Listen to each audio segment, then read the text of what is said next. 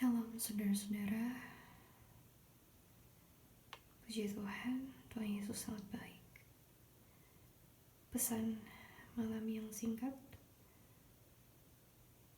Kapanpun saudara menonton video ini, pagi, siang, petang maupun malam, pesan ini berlaku setiap waktu dalam hidup kita, bahkan sampai selamanya.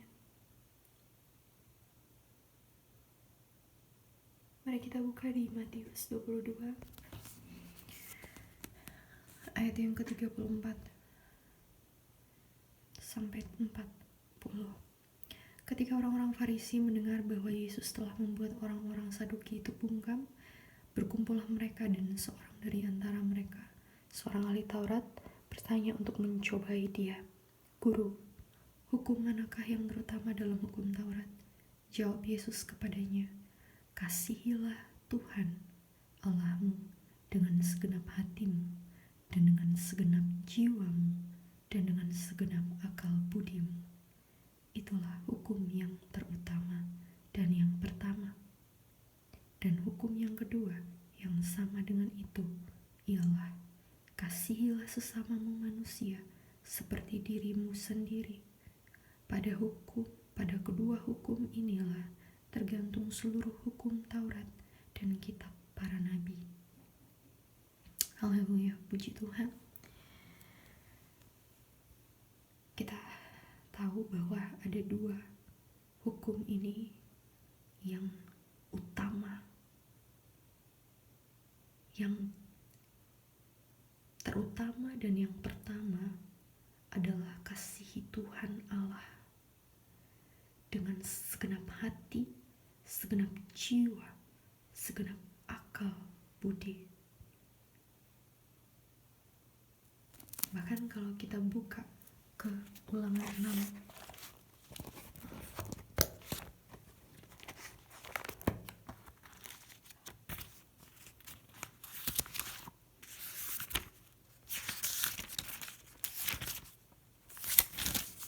Ulangan 6 ayat 4-5. "Dengarlah, hai orang Israel, Yahweh itu Allah kita, Yahweh itu Esa. Kasihilah Yahweh Allahmu dengan segenap hatimu, dan dengan segenap jiwamu, dan dengan segenap kekuatanmu." Bahkan disampaikan kekuatan kita, akal budi kita.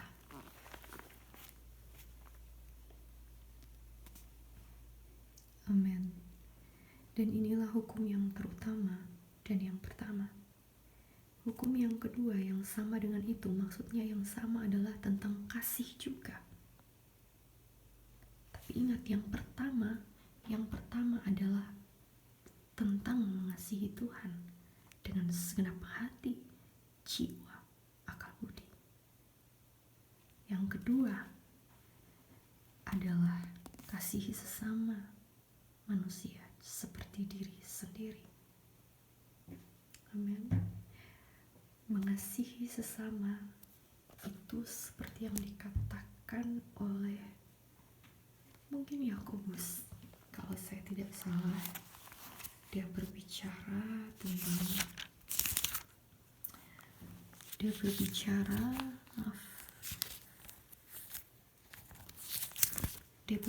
tentang orang kaya.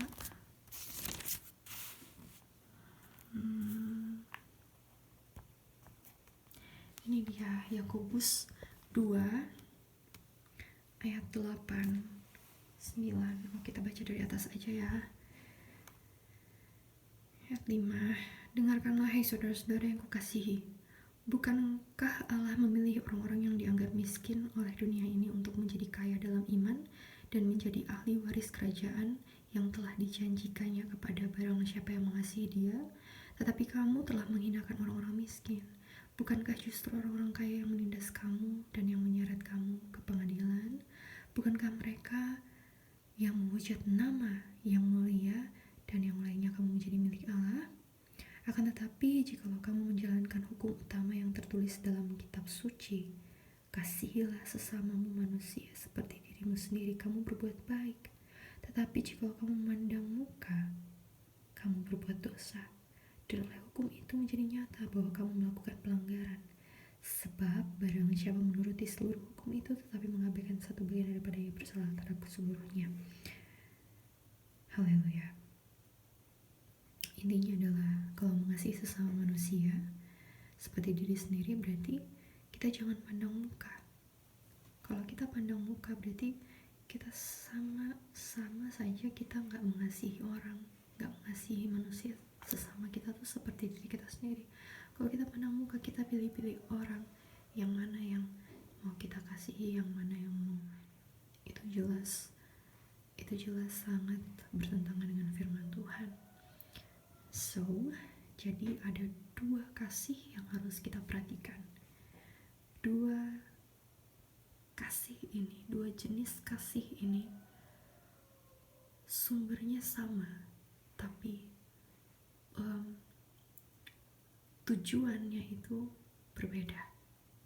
Mengasihi Tuhan Allah kita dengan keseluruhan diri kita, baik hati, pikiran, akal budi, kekuatan, jiwa kita, itu seluruhnya kita berikan bagi Tuhan.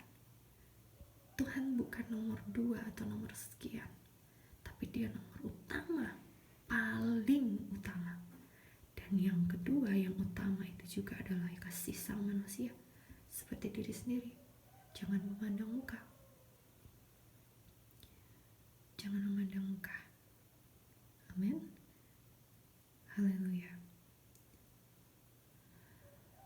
Dan saya mau mengingatkan sekali lagi bahwa mengasihi Tuhan Allah kita dengan segenap hati, jiwa, akal budi, kekuatan, itu bukan hal yang main-main. Itu benar-benar harus kita lakukan dengan keseluruhan dari diri kita. Jika ada pikiran kita atau teologi kita, doktrin kita yang bertentangan dengan firman Tuhan, segera keluarkan itu, segera lenyapkan itu, segera keluarkan itu, karena it's not worth it. Karena itu tidak perlu, sama sekali tidak perlu.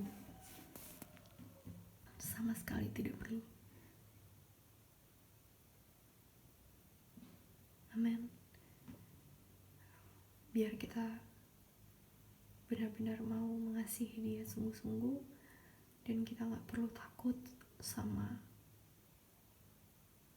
intimidasi iblis yang mencoba untuk melempar tipu muslihat, melempar berbagai macam omong kosong, penyesatan, ajaran-ajaran yang menyesatkan, ajaran-ajaran yang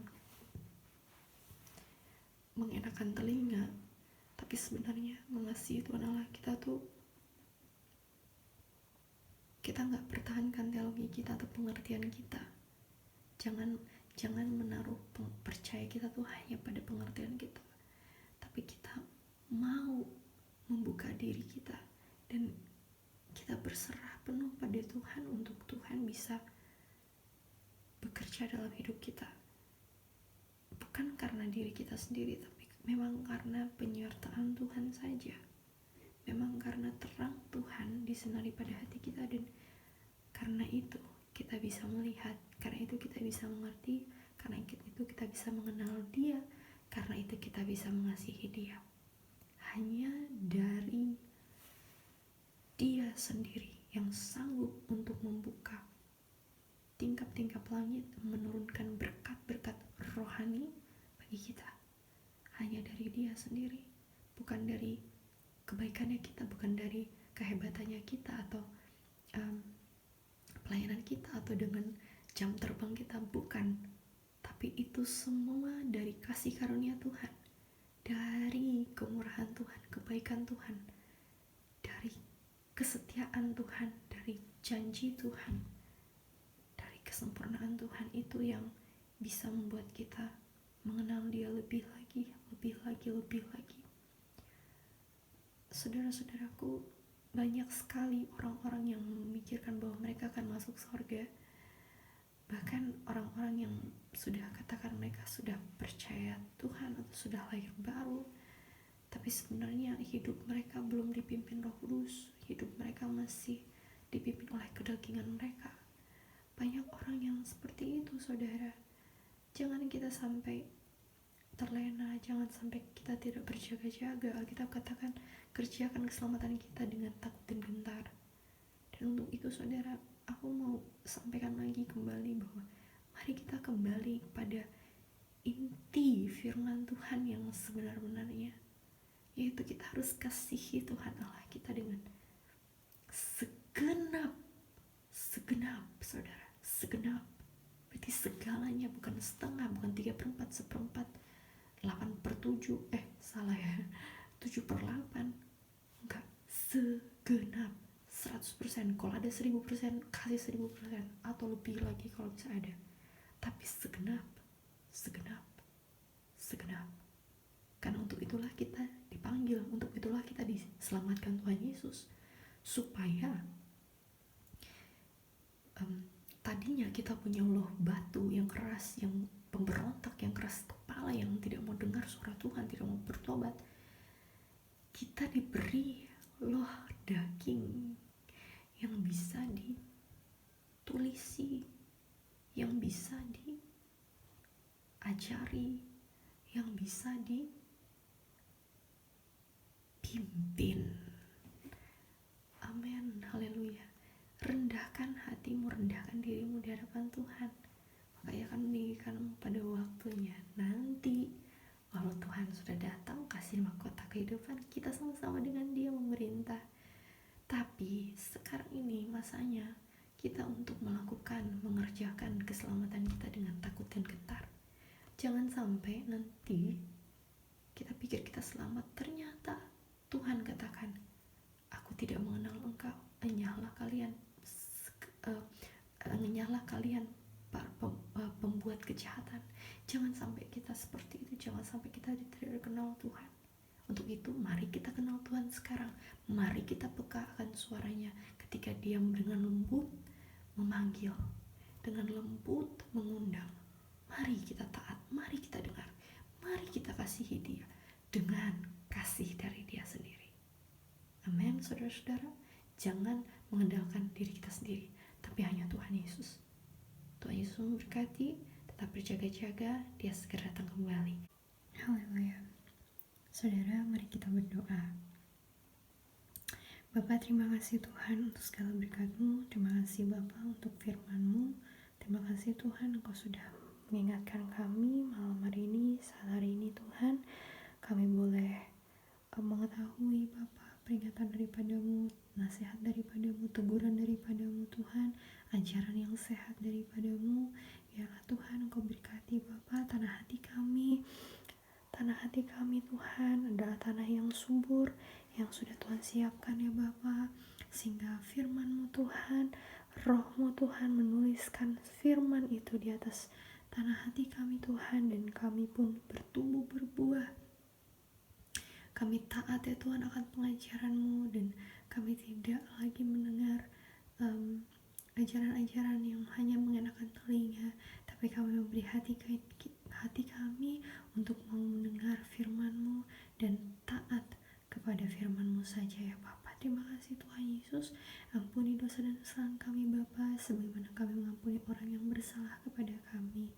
Berkati ya Tuhan anak-anak-Mu dimanapun berada, mereka yang membutuhkan mendengar firman ini Tuhan, kiranya Engkau berkati Bapa, menjadi kekuatan bagi mereka, dan biar mereka semakin mengasihi Engkau, semakin lagi tinggal di dalam Engkau, dan Engkau di dalam mereka. Terima kasih banyak Bapa.